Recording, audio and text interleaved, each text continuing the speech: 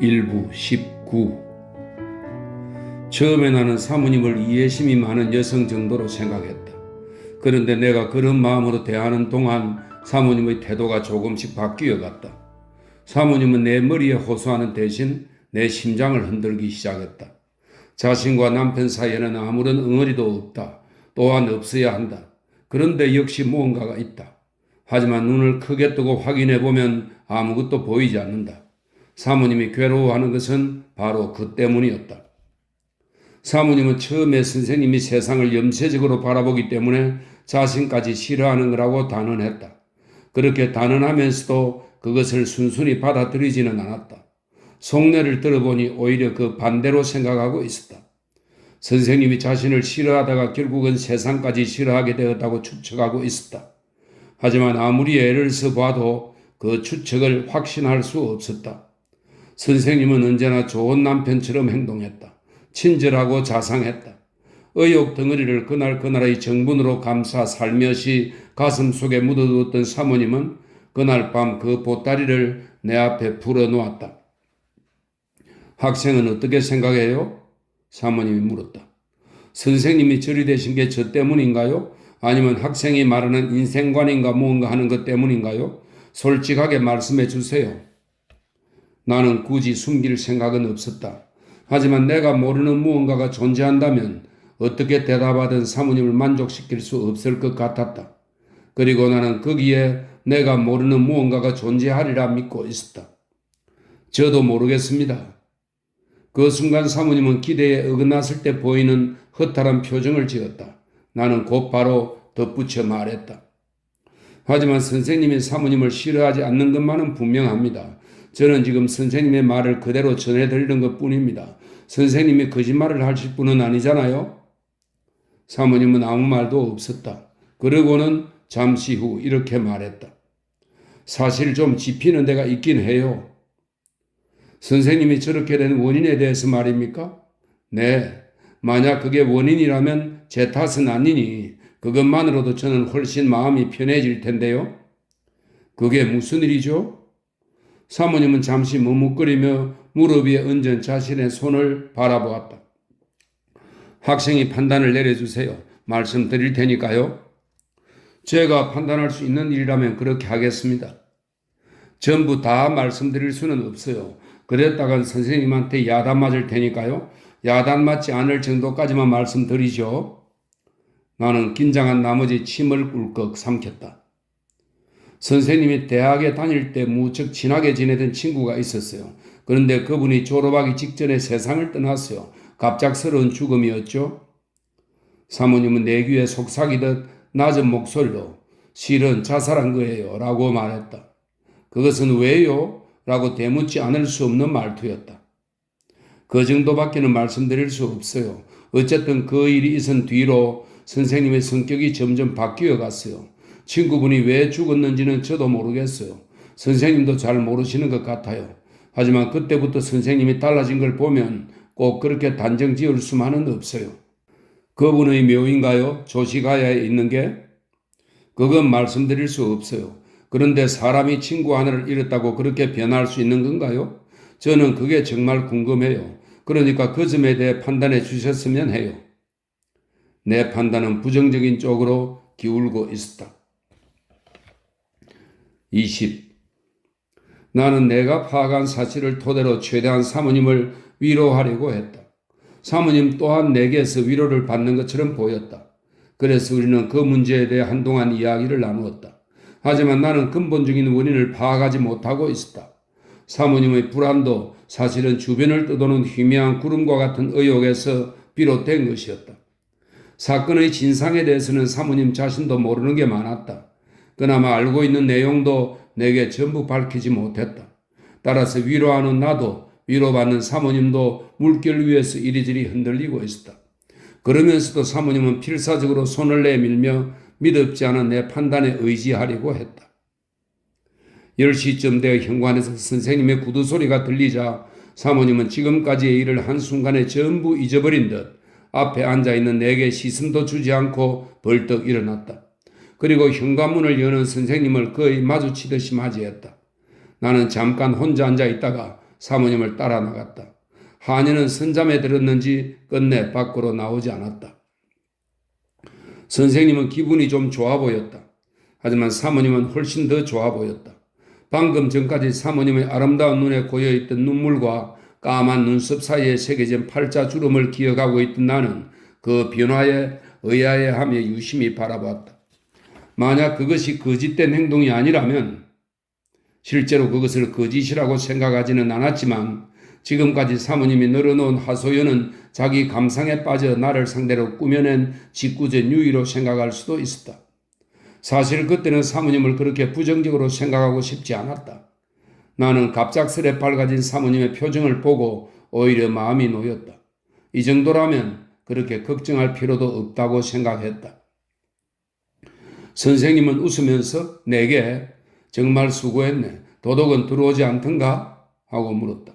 그러고는 도둑이 들어오지 않아서 맥 빠지진 않았나? 하고 덧붙였다. 집으로 돌아갈 때 사모님은 오늘 고생 많았어요? 하고 가볍게 인사했다. 그 말투는 바쁜데 불러들여서 미안하다는 느낌보다는 애써 찾아왔는데 도둑이 들지 않아서 안 됐다는 식의 농담처럼 들렸다. 그러면서 사모님은 아까 내놓았던 양과자를 종이에 싸서 내 손에 쥐어 주었다. 나는 그것을 소매자락에 넣고 쌀쌀한 늦가을의 인적 드문 골목길을 빠져나와 번화가 쪽으로 발걸음을 재촉했다. 나는 그날 밤의 일을 기억의 안쪽에서 끄집어내 여기에 자세히 적었다. 이것은 적어야 할 필요가 있기 때문에 적은 것이지만 사실 사모님에게 과자를 받고 돌아설 때만 해도 그날 밤의 대화를 심각하게 생각하지 않았다. 다음날 점심을 먹으러 학교에서 돌아온 나는 전날 밤 책상 위에 올려놓은 과자 봉지를 보자마자 그 안에서 초콜릿을 입힌 다갈색 카스텔라를 꺼내 볼이 미어져라 입에 넣었다. 그리고 내게 그 과자를 준 두 사람은 분명 행복한 한 쌍으로 이 세상에 존재하고 있다고 자각하면서 그 맛을 음미했다. 가을이 지나고 겨울이 올 때까지 별다른 일은 없었다. 나는 선생님 댁에 드나드는 길에 사모님에게 세탁이나 옷 수선 등을 부탁했다.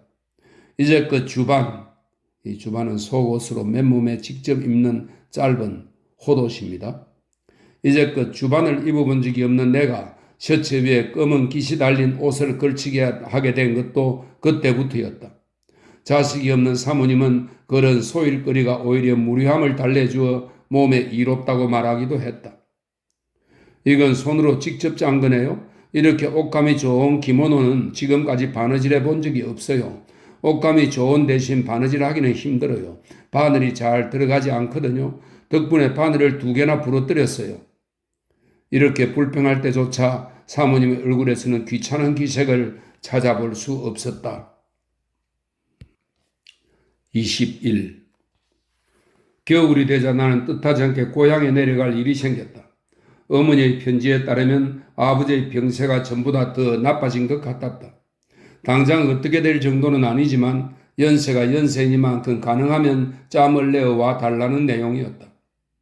아버지는 오래전부터 신장병을 앓고 있었다. 중년을 넘긴 사람들에게 종종 나타나는 병으로 아버지의 경우도 만성이었다. 그런 만큼 당사자는 물론이며 가족들도 다들 조심하기만 하면 그다지 위험한 병은 아니라고 믿고 있었다. 실제로 아버지는 찾아온 손님들에게 건강관리를 잘한 덕분에 지금까지 그럭저럭 버텨온 것처럼 말하곤 했다.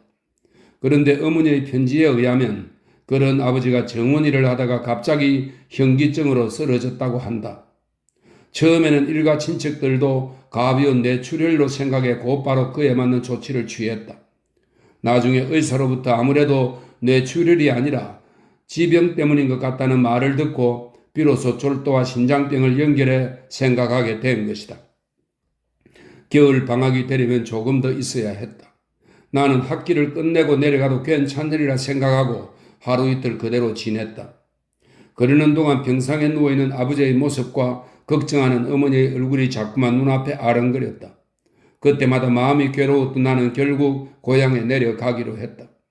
고향집에서 돈을 보내주는 번거로움과 시간을 절약하기 위해 나는 작별 인사도 할 겸 선생님을 찾아가 여비를 빌리기로 했다. 선생님은 약간 감기 기운이 있어 거실로 나가기 곤란하다며 나를 서재로 불러들였다.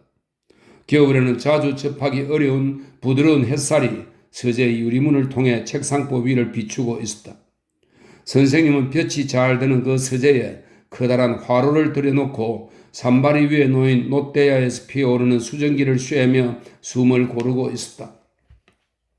시시한 감기가 오히려 큰 병보다 더 성가신 법이지. 선생님은 쓴웃음을 지으며 내 얼굴을 쳐다보았다. 선생님은 이렇다 할 큰 병을 앓은 적이 없는 분이었다. 선생님의 말에 절로 웃음이 나왔다. 감기 정도는 참을 수 있지만 그보다 심한 병은 딱 질색이에요. 그건 선생님도 마찬가지일걸요. 시험 삼아 한번 알아보시면 잘 아실 텐데요. 그런가? 나는 이왕 병에 걸릴 거라면 죽을 병에 걸리고 싶은데. 나는 선생님의 말에 그다지 신경을 쓰지 않았다. 곧바로 어머니가 보낸 편지에 대해 이야기하고 염치 없이 돈을 부탁했다. 걱정이 많겠군. 그 정도 돈이라면 집에 있을 테니 가져가게. 선생님은 사모님을 불러 필요한 금액을 내게 주라고 했다. 사모님은 안쪽에 있는 찻장 서랍인가 어딘가에서 돈을 꺼내와 흰 종이 위에 조심스레 올려놓고는 걱정되시겠어요? 하고 말했다. 여러 번 쓰러지셨나? 하고 선생님이 물었다. 편지에는 자세히 씌어 있지 않았습니다만 그렇게 자주 쓰러지는 병인가요? 사모님의 어머니도 아버지와 똑같은 병으로 돌아가셨다는 것을 그때 처음 알았다. 아무래도 어렵겠군요. 하고 내가 말했다. 그럴지도 모르지. 내가 대신 아플 수 있다면 그러고 싶지만 구토도 하시나? 글쎄요. 편지에 그런 얘기가 없는 걸 보니 그런 것 같진 않습니다. 구토 증세가 없으면 아직은 괜찮아요. 하고 사모님이 말했다. 나는 그날 밤 기차로 도쿄를 떠났다. 22. 아버지의 병세는 생각했던 것만큼 심각하지는 않았다. 그래도 내가 집에 도착했을 때는 이부자리 위에 책상 다리를 하고 앉아 모두들 걱정하니까 이렇게 참고 들어앉아 있다. 이제 무슨 일이 일어나든 상관없는데 말이야? 하고 말했다. 하지만 그 다음 날에는 어머니의 만류에도 불구하고 끝내 이부자리를 치우게 했다. 어머니는 마지못해 굵은 견사로 짠 이불을 개키면서 너가 돌아오니까 아버지가 갑자기 기운이 나시는 모양이다 하고 말했다.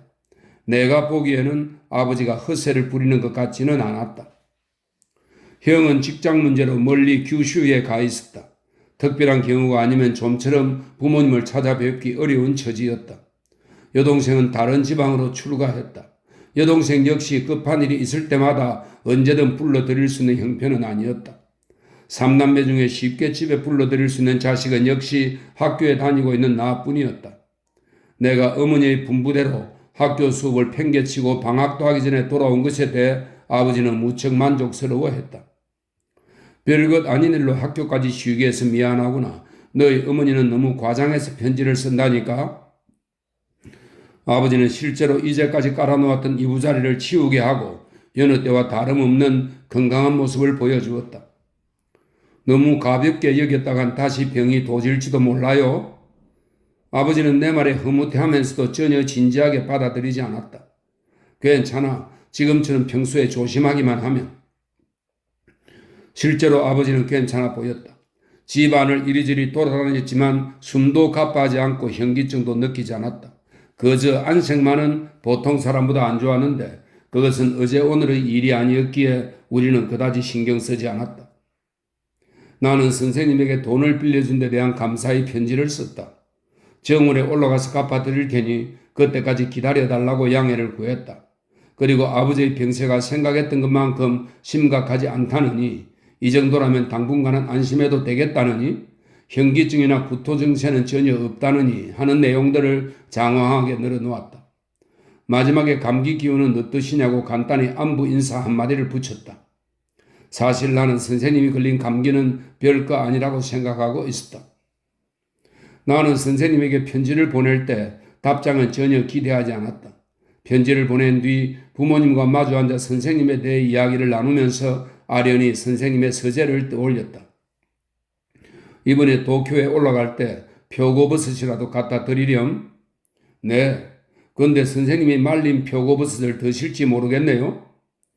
맛있는 건 아니지만 특별히 싫어하는 사람도 없을 거야. 내게는 표고버섯과 선생님을 결부시켜 생각하는 것이 왠지 어색했다. 선생님의 답장을 받았을 때 나는 약간 놀랐다. 별다른 용건이 없는 편지임을 확인했을 때 특히 더 놀랐다.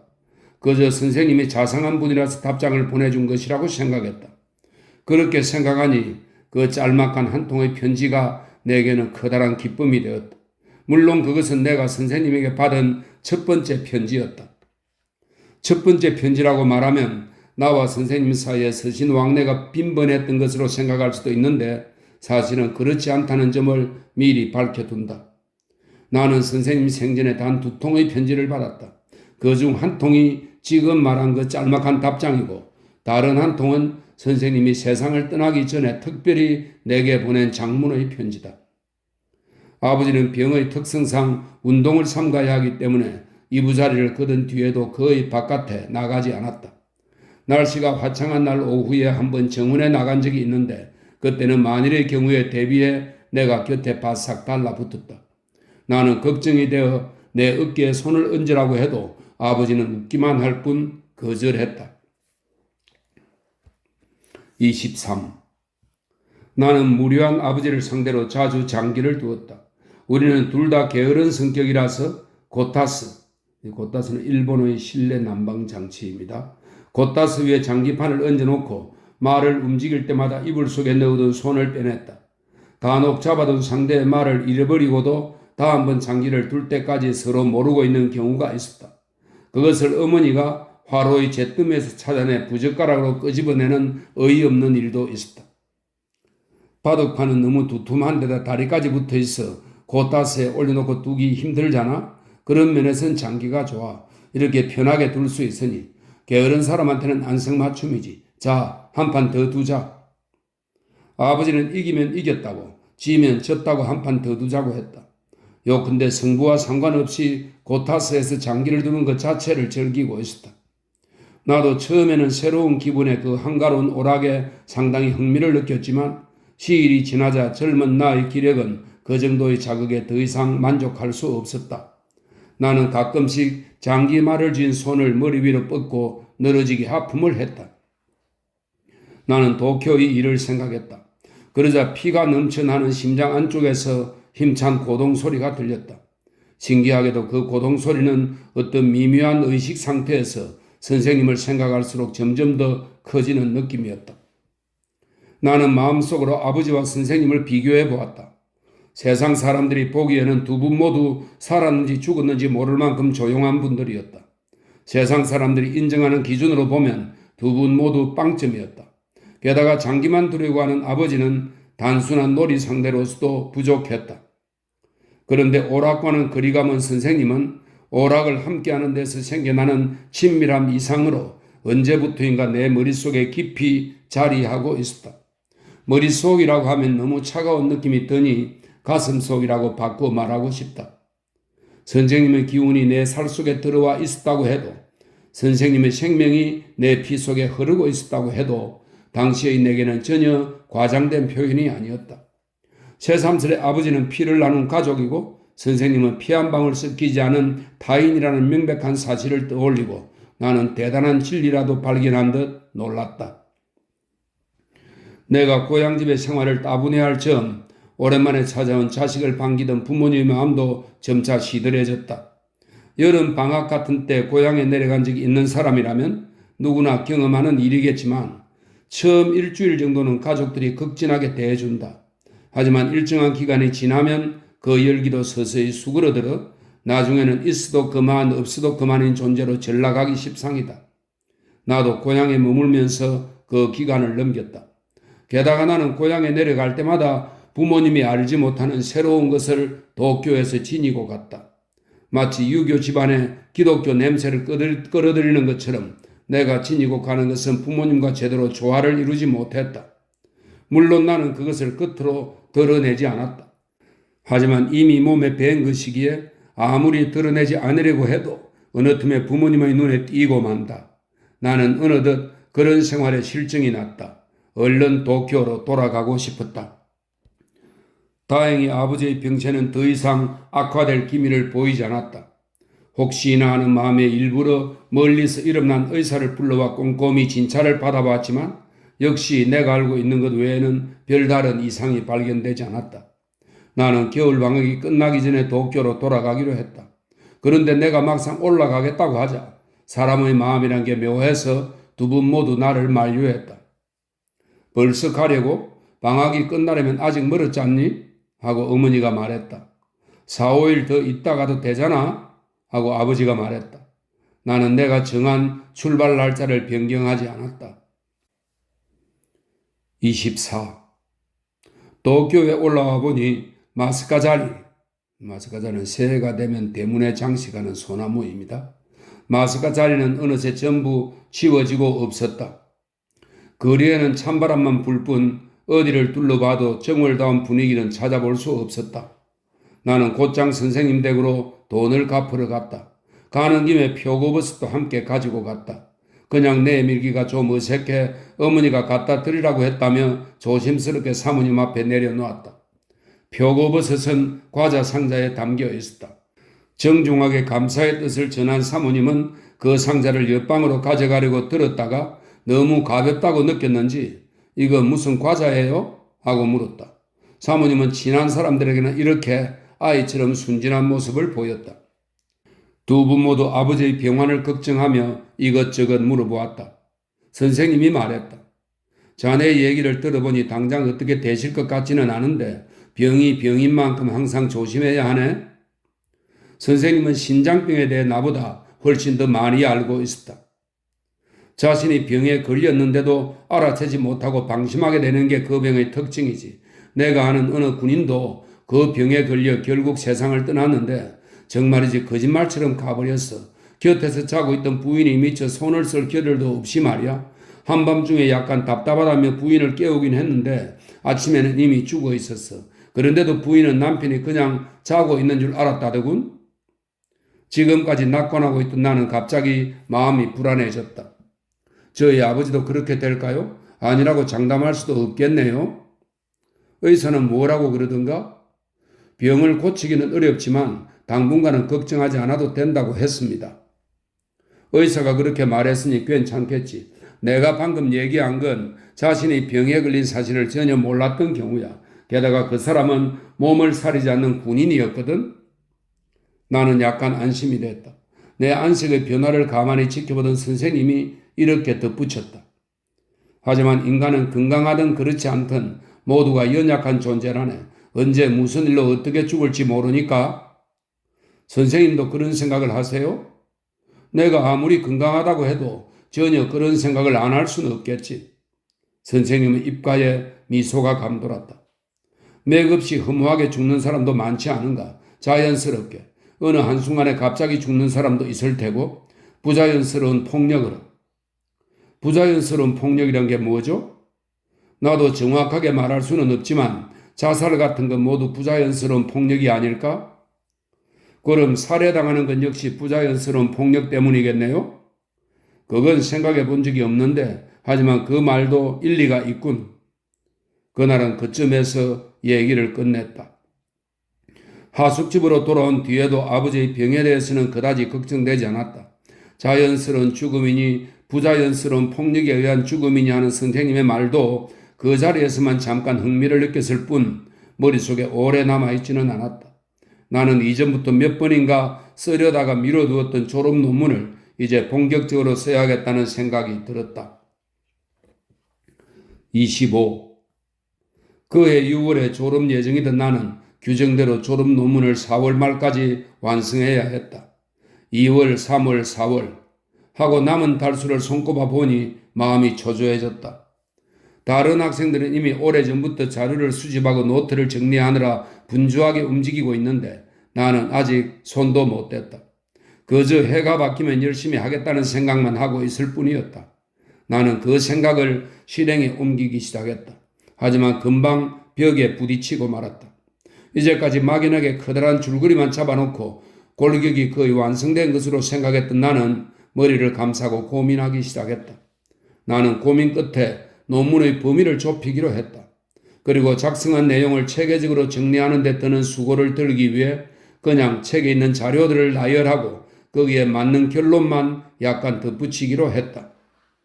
내가 선택한 논문 주제는 선생님의 전공과 관련된 것이었다. 일전에 그 주제 선정에 대해 내가 의견을 물었을 때 선생님은 괜찮은 것 같다고 했다. 나는 다급한 마음에 곧바로 선생님을 찾아가 내가 읽어야 할 참고 서적에 대해 물어보았다. 선생님은 자신이 알고 있는 지식을 내게 기꺼이 전해주었고 필요한 서적도 2권 빌려주었다. 하지만 논문 주제에 대해 직접 지도하려고 하지는 않았다. 요즘엔 별로 책을 읽지 않아 새로운 건 아는 게 없네. 그런 건 학교 선생님한테 묻는 게 나을 거야? 그 말을 듣자 한때는 선생님도 대단한 독서가였는데 웬일인지 요즘에는 책에 흥미를 잃은 것 같다고 하던 사모님의 말이 문득 떠올랐다. 나는 논문에 관한 이야기는 제쳐두고 엉뚱한 곳으로 화제를 돌렸다. 선생님은 왜 책에 흥미를 잃으신 겁니까? 딱히 이렇다 할 이유는 없는데 말하자면 아무리 책을 읽어도 그만큼 훌륭해지는 건 아니라고 생각했기 때문이겠지. 그리고 다른 이유가 또 있습니까? 뭐 별건 아닌데 전에는 사람들과 얘기하다가 무언가 질문을 받았을 때 제대로 대답을 못하면 왠지 부끄럽고 창피했지. 근데 요즘에는 모른다는 게 그다지 창피하게 여겨지지 않더군. 그것 때문인지 억지로라도 책을 읽어야겠다는 생각이 들지 않더라고. 쉽게 말하면 이제 늙었다는 거지. 선생님의 말투는 평소보다 더 담담했다. 말투에서 세상을 등진 사람의 쓴맛이 느껴지지 않았던 만큼 그다지 가슴에 와 닿지는 않았다. 나는 선생님을 늙었다고 생각하지도 않았지만 대단하다며 감탄하지도 않았다. 그 뒤로 나는 정신병자처럼 벌건 눈으로 거의 논문에만 매달린 채 힘겨운 나날을 보냈다. 나는 한 해 먼저 졸업한 친구를 찾아가 이런저런 이야기를 듣기도 했다. 어떤 친구는 마감일에 차를 타고 학과 사무실까지 달려가 겨우 시간을 맞췄다고 한다. 또 어떤 친구는 마감 시간인 5시를 15분쯤 넘기는 바람에 하마터면 제출하지 못할 뻔했는데 지도교수의 호의로 겨우 접수시켰다고 한다. 나는 불안감을 느끼며 마음을 다잡았다. 매일 책상 앞에 앉아 기력이 닿을 때까지 논문을 작성했다. 그렇지 않으면 어스름한 서고에 들어가 높은 책장을 이곳저곳 돌아보았다. 나는 골동품을 캐내는 애호가처럼 눈을 번뜩이며 책등의 금박 문자를 찾아 헤맸다. 매화꽃이 피자 차가운 바람이 점차 남쪽으로 방향을 들었다. 그리고 얼마쯤 지나자 여기저기서 벚꽃 소식이 들리기 시작했다. 그래도 나는 마차를 끄는 말처럼 앞만 보면 논문에 몰두했다. 마침내 4월 하순이 되었어야 겨우 예정대로 논문을 완성할 수 있었다. 그때까지 나는 한 번도 선생님 댁을 찾아가지 않았다. 26. 내가 논문에서 해방된 것은 기업 벚꽃이 떨어진 가지에 희미하게 파란 잎이 돋아나기 시작한 초여름이었다. 나는 새장을 빠져나온 새처럼 더 넓은 세상을 한눈에 내다보며 자유로 날개짓을 했다. 나는 곧장 선생님 댁으로 향했다.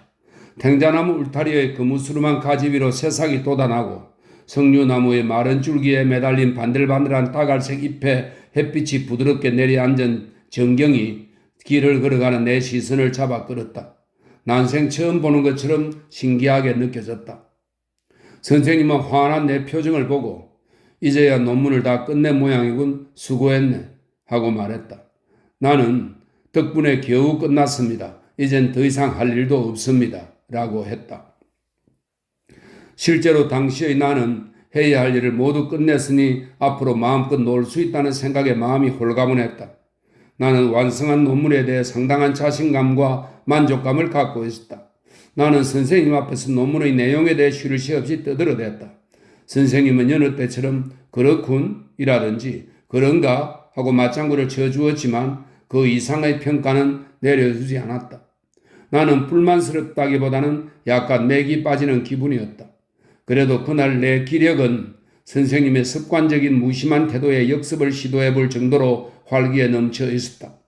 나는 선생님과 함께 실록이 되살아나고 있는 대자연 속을 거닐고 싶었다. 선생님, 산책하러 나가시죠. 밖에 나가면 기분도 좋아질 텐데요. 어디로? 나는 어디든 상관없었다. 그저 선생님과 함께 교외로 나가고 싶었다. 1시간 후 선생님과 나는 시내를 벗어나 시골이라고도 도시라고도 할 수 없는 조용한 곳에서 무작정 걷고 있었다. 나는 홍가시나무 울타리에서 연한 어린 잎 하나를 따 피리를 불었다. 나무의 피리는 가고시마 출신인 한 친구의 흉내를 내다가 자연스럽게 배웠는데 꽤 잘 부는 편이었다. 내가 능숙하게 나무의 피리를 부는 동안 선생님은 무관심한 얼굴로 시선을 외면한 채 걸음을 옮겼다. 이윽고 어린 잎이 무성한 숲을 너머의 언덕에 집 한 채가 보였고 그 아래로 좁은 길 하나가 나 있었다. 문기둥에 붙은 문패에 무슨 원이라고 쓰여 있어 개인 저택이 아니라는 것을 금방 알 수 있었다. 선생님은 길게 이어진 언덕길 끝에 있는 대문을 바라보며 말했다. 들어가 볼까? 나는 즉시 정원수를 파는 곳이네요 하고 대꾸했다. 나무 숲 사이의 구불구불한 길을 따라 안쪽으로 들어가니 왼쪽에 집이 있었다. 열려있는 장지문 안쪽은 사람의 그림자 하나 보이지 않고 텅 비어 있었다. 그저 처마 끝에 놓인 커다란 항아리 안에서 금붕어만 이리저리 움직이고 있을 뿐이었다. 조용하군. 주인 허락도 없이 들어가도 되는 건가? 괜찮겠죠. 우리는 안쪽으로 좀 더 들어갔다. 하지만 그곳에도 사람의 모습은 보이지 않았다. 철쭉꽃이 타오르듯 허드러지게 피어 있었다. 선생님은 그 중에서 키가 큰 주황색 나무를 가리키며 이건 기리시마 철쭉이지 하고 말했다. 10평 남짓한 공간에 작약도 빼곡이 심어져 있었지만 아직 이런 시기라서 그런지 꽃이 핀 것은 한 그루도 없었다. 선생님은 작약밭 옆에 있는 낡은 평상에 큰 대자로 들어 누웠다. 나는 한쪽 끝에 걸터 앉아 담배를 피웠다. 선생님은 눈부실 만큼 파란 하늘을 바라보고 있었다. 나는 주변에 펼쳐진 어린 잎의 빛깔에 마음을 빼앗겼다. 그 어린 잎들을 자세히 들여다보니 색깔이 모두 제각각이었다. 한 단풍나무에서 뻗어난 가지에 달린 나무잎이라도 색깔이 같은 것은 하나도 없었다. 가느다란 삼나무 묘목의 꼭대기에 걸쳐놓은 선생님의 모자가 바람에 날려 바닥에 떨어졌다. 27. 나는 재빨리 모자를 집어들었다. 군데군데 묻은 붉은 흙을 손톱으로 털어내며 선생님을 불렀다. 선생님, 모자가 떨어졌네요. 고맙네. 몸을 반쯤 이렇게 모자를 받아든 선생님은 엉거주춤한 자세로 내게 묘한 질문을 던졌다. 갑작스런 말이긴 한데 자네 집안은 재산이 넉넉한 편인가? 그다지 넉넉한 편은 아니에요. 실례되는 질문이긴 하지만 대충 어느 정도나 되나? 글쎄요. 산하고 전답은 좀 있을 테지만 현금은 거의 없을 겁니다. 선생님이 우리 집의 경제 사정에 대해 구체적으로 물어본 것은 그때가 처음이었다. 나는 아직 선생님의 살림살이에 대해서 한 번도 물어본 적이 없었다. 나는 선생님과 알게 된 후 줄곧 선생님이 왜 직업을 갖지 않는지 의아하게 생각했다. 그 후에도 이 궁금증은 내 머릿속을 떠나지 않았다. 하지만 그런 민감한 문제를 함부로 끄집어내는 것은 무리한 행동이라고 생각해 이제껏 입에 올리지 않았다. 어린 잎들을 바라보며 지친 눈을 달래던 내 마음속에 문득 그 의문이 되살아났다. 선생님은 어떠세요? 재산이 얼마나 되세요? 내가 부자로 보이나? 선생님의 옷차림은 늘 소박했다. 게다가 식구가 단출해 집도 그다지 넓지 않았다. 하지만 그 집안 사정을 잘 모르는 내 눈에도 물질적으로 꽤 여유로워 보였다. 요컨대 선생님의 생활은 사치스럽다고까지는 할 수 없지만 초라하거나 옹색한 것은 아니었다. 그런 것 같아요. 하고 내가 말했다. 그야 먹고 살 정도는 되지. 하지만 결코 부자는 아니야. 부자라면 더 큰 집에서 살겠지. 이때는 선생님도 몸을 이렇게 평상에서 책상 다리를 하고 앉아 있었다. 선생님은 말이 끝나자마자 대나무 지팡이 끝으로 땅에 동그라미를 그리기 시작했다. 그러고는 포크로 스테이크를 찌르듯 동그라미 안에 지팡이를 똑바로 꽂았다. 그래도 예전엔 부자였는데 선생님은 혼잣말처럼 중얼거렸다. 마땅히 대꾸할 말을 찾지 못한 나는 잠자코 있었다. 자네, 이래봬도 예전엔 부자였다니까? 선생님은 같은 말을 되풀이한 뒤 내 얼굴을 쳐다보며 미소 지었다. 이번에도 나는 아무런 대답도 하지 않았다. 아니, 그보다는 말 주변이 없어서 대답하지 못한 것이다. 그러자 선생님은 화제를 다른 곳으로 돌렸다. 그 뒤로 아버님의 병화는 어떠신가? 나는 정월 이후로 아버지의 병세에 대해 아무것도 전해 듣지 못했다. 매달 집에서 생활비와 함께 보내는 간단한 편지는 여전히 아버지의 필적으로 씌어 있었지만 병세에 대해서는 아무런 언급이 없었다. 게다가 필체도 반듯했다. 이 병을 앓는 환자에게서 보이는 손떨림이 전혀 없었다. 별다른 말씀은 없었지만 아마 괜찮으실 겁니다. 그럼 다행이지만 병이 병인지라 역시 힘들까요? 하지만 당분간은 괜찮으시겠죠. 별 말씀 없으신 걸 보면. 그런가? 나는 선생님이 우리 집의 재산이나 아버지의 병환에 대해 묻는 것을 평범한 대화, 그저 머리에 떠오르는 대로 편하게 이야기하는 평범한 대화 정도로 생각했다. 그런데 선생님의 질문에는 그 두 가지를 결부시키는 커다란 의미가 담겨 있었다. 물론 선생님과 같은 경험을 하지 못한 나는 그 의미를 알아챌 수 없었다.